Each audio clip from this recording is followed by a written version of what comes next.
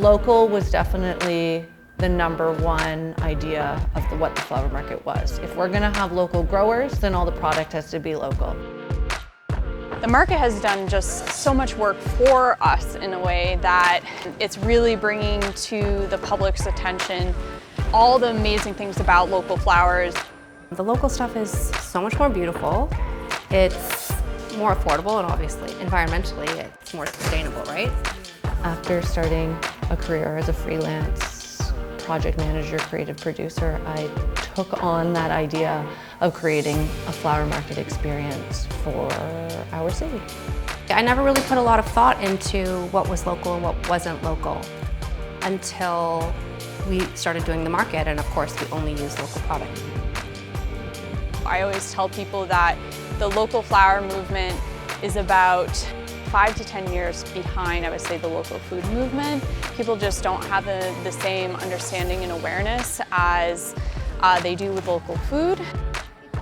When we looked at the flower market and how it would grow and what kind of vendors would come, and when we included the makers of pots or ceramics, the idea was it was encouraging different ways of living with plants. And even those vendors, like Home Body Collective makes those cement little planters, she has to source locally grown succulents or plants. So it's not just the cycle of what they make, but how does it then introduce a local flower or plant into somebody's life.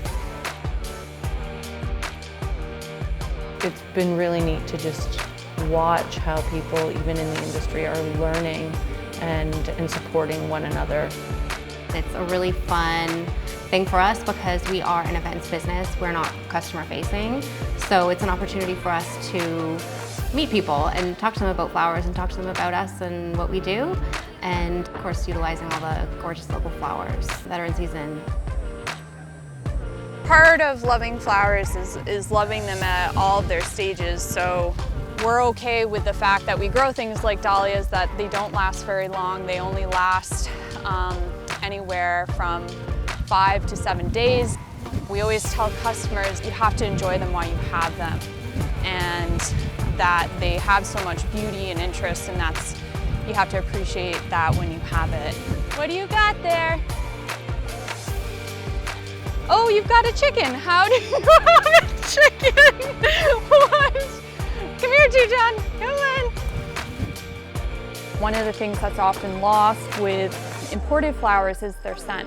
And so what's really unique and special about locally grown flowers is that a lot of the smaller scale farmers are specifically growing flowers that have a lot of scent. Nice. What smells so good right now? Is it these? I think it might be that. Or the rose?